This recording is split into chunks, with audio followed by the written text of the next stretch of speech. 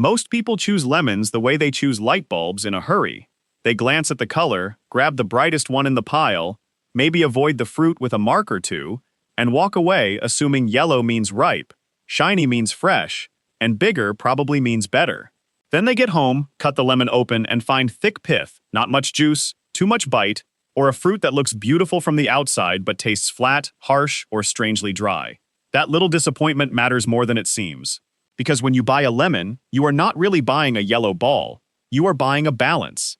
Juice, sweetness, acidity, peel thickness, ripeness, moisture, and flavor oils all packed into one piece of fruit that most people still judge almost entirely by color. That is the mistake. If you want a sweet and juicy lemon every time, or as close to every time as real life allows, you have to stop shopping by brightness alone and start reading the fruit the way it is built. That is what this is about. Not romantic stories about old markets, not a fake secret, not one magical trick that never fails.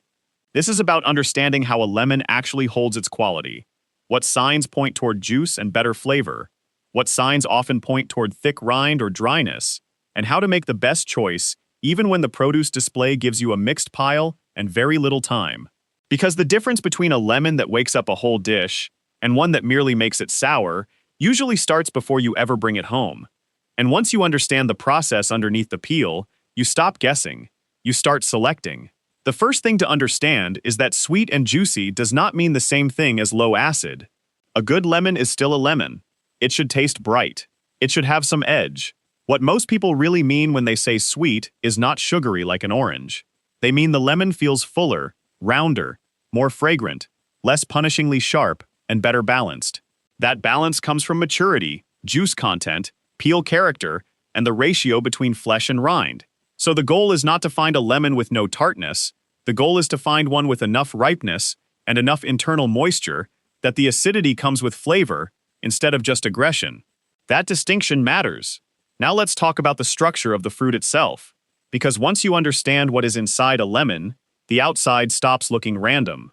A lemon has an outer colored peel full of aromatic oils. Beneath that is the white pith. Beneath that are the juice-filled segments.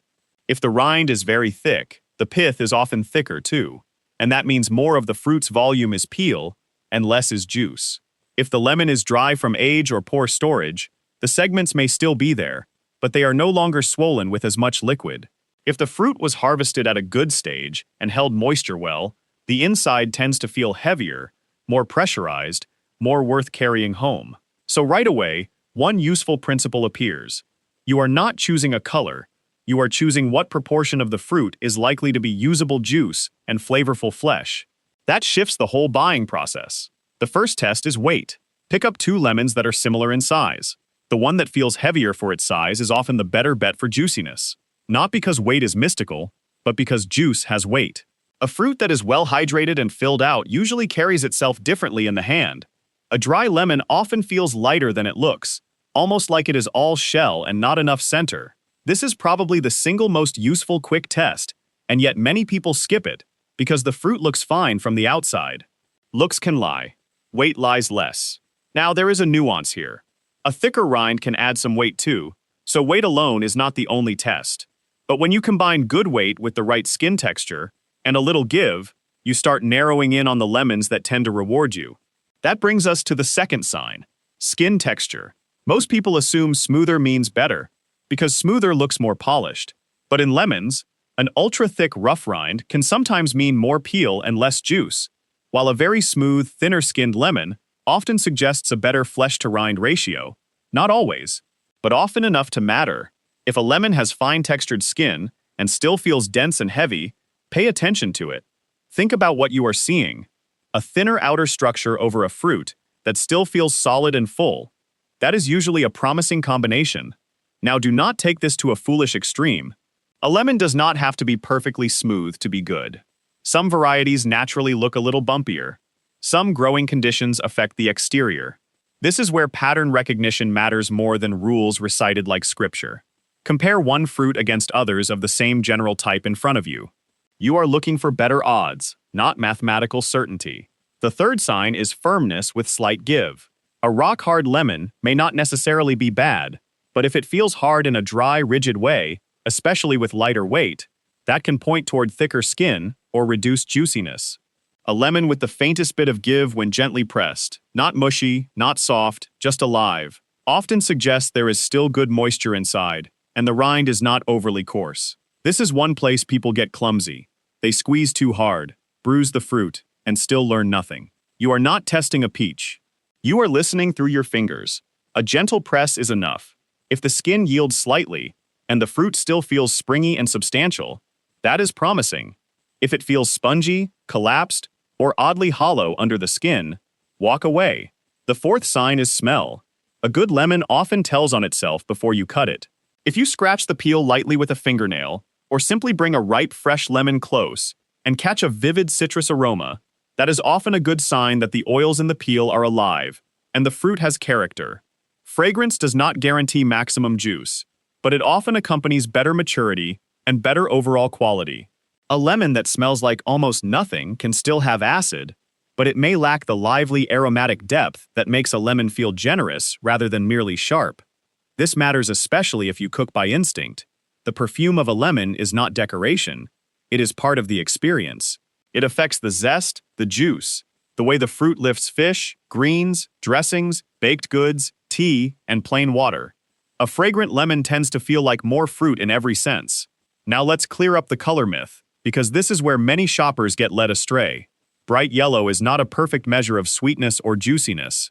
It can indicate maturity, yes, but color alone is heavily overtrusted. A beautifully bright lemon can still be dry. A slightly paler lemon, with better weight and finer skin, may give you more juice and a better eating experience. Sometimes people even avoid lemons with a faint green cast, assuming green means unripe. In some cases, it may simply reflect variety, storage, or harvest timing, without meaning the fruit is useless. So here is the stronger principle. Use color as one clue, not the final verdict. A healthy yellow tone is welcome, but it must be confirmed by weight, feel, and skin character. That is how you stop being fooled by the display. Now let's talk about size, because bigger lemons are another trap. Large fruit attracts the eye. It feels like value. But giant lemons are not always the juiciest, and they are not always the most balanced. Sometimes a huge lemon carries a lot of rind. Sometimes a medium lemon with good density will outperform it. If you are choosing between an oversized, showy lemon and a medium one that feels heavy, lively, and thin-skinned, the medium one often deserves the nod. This is an old produce lesson that applies far beyond lemons. Size impresses, density delivers. The shape of the lemon can tell you something too, though this is a softer clue. Very elongated lemons with pronounced thick ends can sometimes carry more rind than you want. A well-formed lemon with balanced shape and not too much exaggerated nub at either end often gives better odds of a nice interior ratio. Again, not absolute law, a clue. And this is how good selection actually works. Not one magic sign, a stack of clues that support one another. That is the anatomy of judgment. Weight, texture, slight give, fragrance, balanced shape, sensible use of color. No obvious dehydration. When those signs start agreeing, your odds improve dramatically. Now we need to talk about what bad signs actually look like, because avoidance is half the skill. A lemon, with dull, lifeless skin that feels almost papery, can be aging out. If it looks shriveled around the ends, if the peel feels tough in a stale way, or if the fruit seems light for its size, you may be paying for disappointment. Brown soft spots are another warning. So are mold traces near the stem. Cuts in the skin can shorten life once you bring it home. Severe blemishes are not always a flavor crime, but they should make you inspect more closely. One mark is not the same as ruin. A produce aisle has trained many people to fear harmless visual imperfection more than actual quality loss.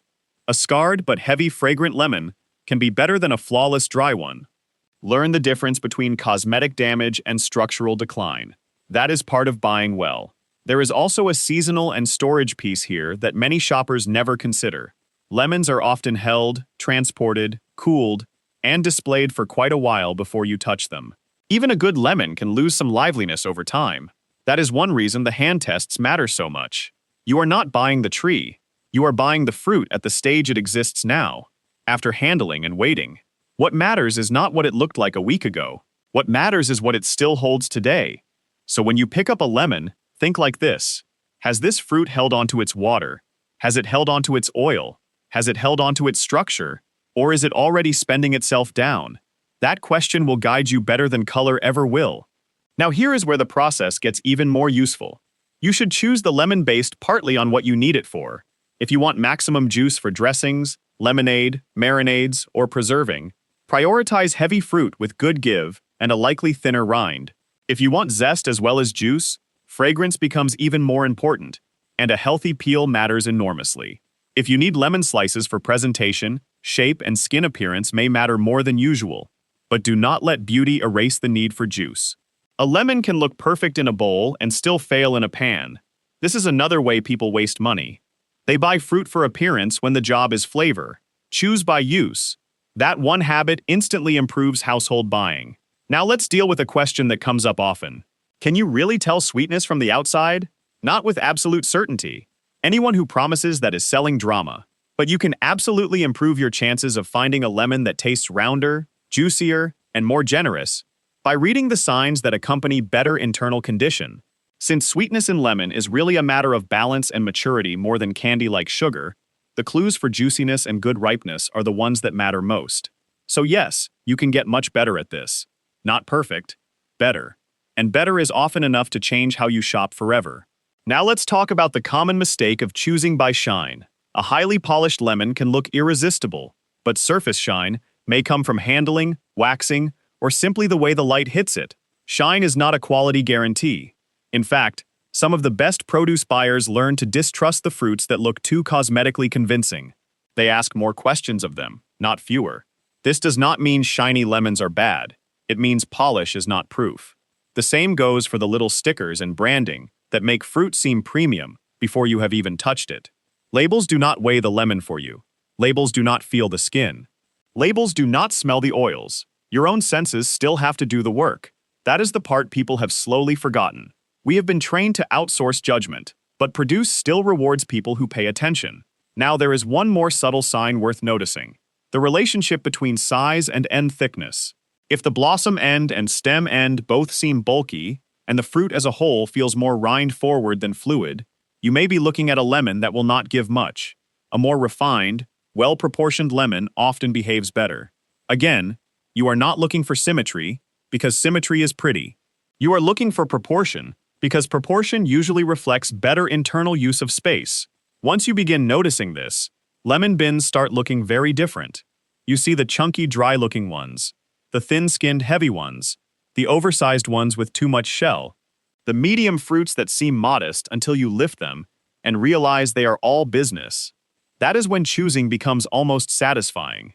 Now let's take this into a real-world method you can use in under a minute.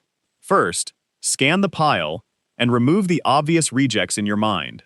Anything shriveled, moldy, damaged, too soft, or suspiciously dull and light-looking goes out of consideration. Second, choose 3 or 4 visually promising lemons of similar size. Third, weigh them in your hand one by one. Immediately notice which one feels denser. Fourth, compare skin texture. Favor the fruit that feels fine-skinned, rather than thick and coarse, assuming weight is still good. Fifth, give a very gentle press. Look for slight spring, not hardness like wood, and not softness like trouble. Sixth, if possible, smell near the peel. Favor liveliness. That is it. A simple stack of observations. No superstition. No performance. Just cause and effect. And if 2 lemons seem equally good, choose the heavier one, unless the rind feels unusually thick. In most cases, that is the better bet. There is another reason people get confused about lemons, and it is worth understanding, because it keeps them from blaming themselves for every imperfect choice. Not all lemons in front of you are truly the same fruit in the same stage of life. Different varieties have slightly different skin character, shape, seed count, perfume, and acidity. Some are naturally smoother. Some are naturally thicker skinned. Some feel more floral. Some are prized more for zest or appearance than for flood-the-board juiciness. You do not need to memorize a citrus encyclopedia in the produce aisle, but you do need to remember that comparison works best among similar fruits in the same bin, not against some imaginary perfect lemon you once bought in another season. That is why the method stays grounded in relative judgment. Compare what is actually in front of you.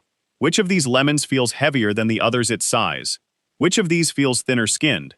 Which one smells more awake? Which one seems to have held itself together best? You are not solving lemon theory. You are making the best decision in a real market with real fruit on a real day. This matters even more when the display is mixed. Sometimes stores combine lemons from different shipments, or the newer fruit gets piled over older stock, or cooler conditions in one part of the case preserve some better than others. A good buyer learns to assume variation. Do not think in categories only. Think in individual fruits. Now let's talk about the stem end for a moment, because many people ignore it completely. If the area around the stem looks dried out, puckered, or slightly shrunken, that can be one of the first signals that moisture is leaving the fruit. The same is true of the blossom end if it looks pinched and tired rather than firm and alive. You are not demanding perfection, but ends often tell the truth faster than the middle. The middle can still look fine, while the ends begin to admit age. There is also a difference between heavy and watery. A good lemon feels substantial but not bloated. If a fruit feels coarse, overlarge, and odd in its balance, it may not give the kind of flavor you want, even if it yields some juice. The best lemons often feel compact and efficient, as if the peel and flesh agreed on a sensible arrangement. That may sound like strange language for produce, but it becomes obvious once you have cut enough of them. Some lemons feel like mostly rind with a few wet rewards hidden inside. Others feel like the whole fruit was built for use. And since use is the point, let's go one step further. If you cook often, start noticing how a good lemon behaves after cutting. Does the peel release clean fragrance immediately? Do the segments look plump? Does the juice run willingly without heroic squeezing? Does the taste hit bright first and then broaden instead of landing like a hard, sour spike? That memory sharpens your buying eye next time. Selection gets better when it loops back from the cutting board to the store. This is how ordinary food knowledge deepens. You test the result. You remember what the fruit felt like in your hand. Then you buy with more confidence next time. Another mistake people make is choosing cold fruit too quickly. In some stores, refrigerated lemons can feel firmer simply because they are cold, and cold fruit can hide some softness or dryness until it warms. That does not mean you should avoid it.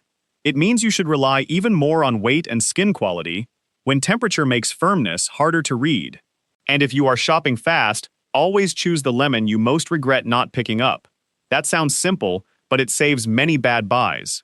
People often notice a better-looking heavy fruit, then grab the convenient one beside it, because they do not want to compare. That is how haste wins. Lift the better candidate. 10 extra seconds can save a whole recipe from mediocrity.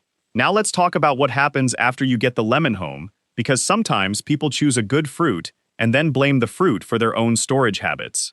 If you leave lemons sitting out too long in a warm, dry kitchen, they will gradually lose moisture. If you want them to hold juiciness longer, cooler storage usually helps. If you know you will use them soon, keeping them accessible may be fine. But if you buy several at once, understand that time is not neutral. Lemons age. They lose water. The peel changes. The fruit you chose carefully can still fade if you let it sit around waiting for a future version of yourself to become organized. There is also a small trick of handling before use. A lemon at room temperature often yields more easily than a very cold one, and rolling it gently on the counter before cutting can help release juice. That does not create juice that was not there, but it helps you get more of what the fruit already holds. Still, the main win happens at selection. That is where quality begins. Now I want to correct one more belief that confuses people. A sweeter tasting lemon is not always the palest, the softest, or the oldest. Sometimes people misread softness as ripeness when it is actually decline. They think a less sharp lemon must be better, when in reality, it may simply be tired. Good lemons feel alive.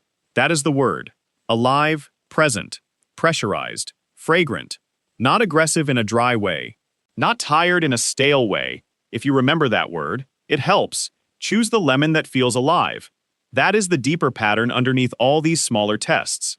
Now, why does any of this matter beyond one piece of fruit? Because this is really about recovering practical judgment. The sort of judgment people used to use quietly in kitchens, markets, gardens, and storage rooms without turning it into a performance. You looked, you lifted, you smelled, you noticed, you compared. You trusted your senses more than the shine on the display. That kind of knowledge saves money, yes, but it also changes your relationship with ordinary life. Instead of buying blindly and hoping, you begin participating. You begin noticing that quality has structure, that food tells on itself, that a good choice often comes from reading a few grounded signs better than the average hurried shopper beside you. And that matters whether you are choosing lemons, melons, onions, or anything else with a story hidden under the skin. So the next time you stand in front of a bin of lemons, do not reach for the brightest one just because it is yellow and smiling at you under store lights. Pick it up, compare it. Let the fruit answer a few questions. Is it heavy for its size? Does it have finer skin instead of a thick, rough shell? Does it yield just slightly? Does it smell alive? Does it look proportioned rather than bulky with rind? Is it free of the kind of shriveling or sponginess that hints the juice is already fading? That short conversation with the fruit is usually enough, and once you practice it a few times, you stop needing a speech in your head. Your hand learns, your eye learns, your nose learns. The process becomes almost quiet. That is when you know a skill has settled in. And if you buy more than one, do not assume the whole pile deserves equal trust. Choose each lemon on purpose. Good fruit and mediocre fruit often sit inches apart. That is one of the quiet advantages of slowing down just enough to compare. You are not paying for a category. You are paying for the exact lemon in your hand. That one habit alone can make a person look uncannily lucky in the produce aisle, when really, they are just paying closer attention than most people do. And that is really the whole skill. Notice more. Assume less. Let your senses overrule the display. A better lemon usually announces itself softly, not loudly, and that is why hurried shoppers so often miss it. The good ones rarely beg. They feel right. And I would honestly be curious which sign you trust most when choosing lemons, because people tend to have one test they swear by. Some go by weight first, some by smell, some by skin feel. Some learned the hard way that perfect color means almost nothing without the rest. And if you grow lemons yourself, or live where fresh-picked fruit is common, your sense of a good lemon may be even sharper than what most store shoppers ever get to learn. But either way, the goal stays the same. Stop buying the paint. Start buying the fruit. That is how you get closer to a sweet and juicy lemon every time.